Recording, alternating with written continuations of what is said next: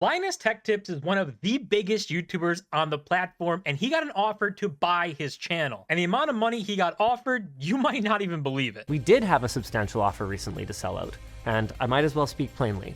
The offer was $100 million, 60% cash, 40% shares in the acquiring company.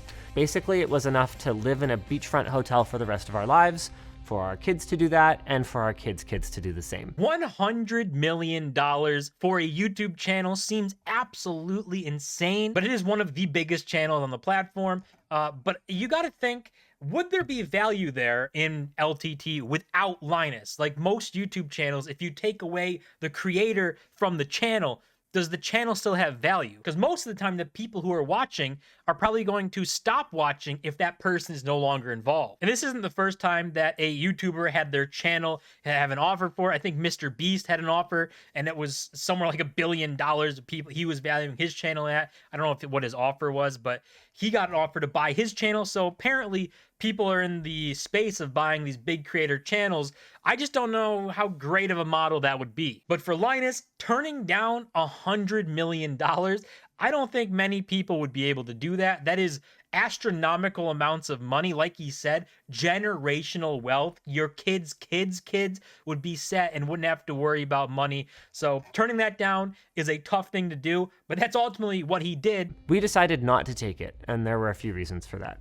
First is that, honestly speaking, it wouldn't really change our lifestyle much. I mean, what are we gonna do? Buy an even bigger house? An even faster car? I mean, that's never really been us anyway. Second is because we love this company and the people in it. And I just don't think our mission's complete yet. I'm not sure that it will ever be. So that might be true. Linus, like, obviously he's a millionaire. He has one of the biggest channels. He's got money. He's got it made. He can do whatever he wants. He can buy whatever he wants. So the $100 million wouldn't change his lifestyle because he already has that lifestyle. Unless it was $1 billion, you're really not getting any yachts or anything like that. But obviously that money is still very good. Like he said before, it would set up his kids' he probably doesn't have like $100 million lying around right now, but this is the difference between like founder-led companies and CEO-led, or people, once the founder steps down, these founder-led companies actually want to build this brand, continue building it and moving it in a positive direction. Like you can see him turning down $100 million. Not many people would be willing to do that, but he's built this platform up from nothing into what it is today and did that on his own. He knows the work that's gone into it.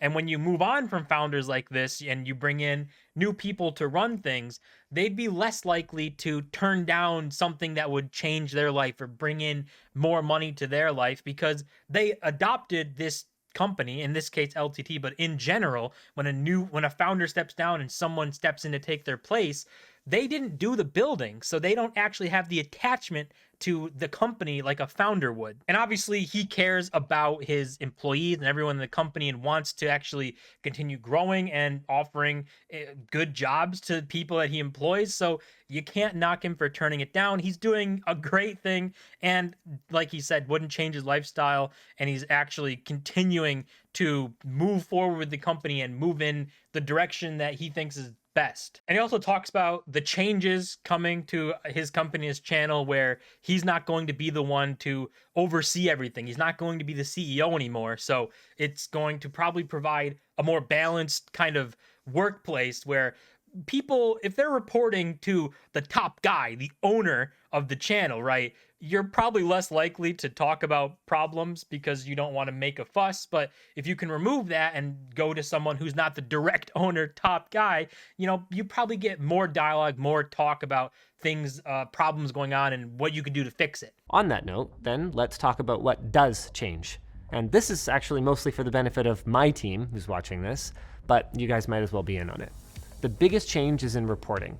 No one will report directly into me anymore. If there's an issue with salary transparency, or the snacks in the lunchroom, or the warranty on the backpack, or whatever, I promise you, I give you my personal guarantee, trust me, bro, whatever it is, there is somebody else who's in charge of that, and that is by design. So again, I think that's probably a better thing to open up more dialogue and people actually probably I don't know if people would be scared, right? But when you think of in general, when you go to report to someone, if you're bringing a problem up to the owner, you don't want to look like a problem employee and maybe risk stuff, even if that's never going to happen in this case. But in general, maybe that's the case. So doing this move, yeah, it makes sense. It's not gonna really change anything for his channel. But when we look at these YouTube channels, whether it's LTT for 100 million or Mr. Beast, who had again hundreds of million offer, $1 billion offer or something, these channels, I don't think someone can buy them and come in and run them.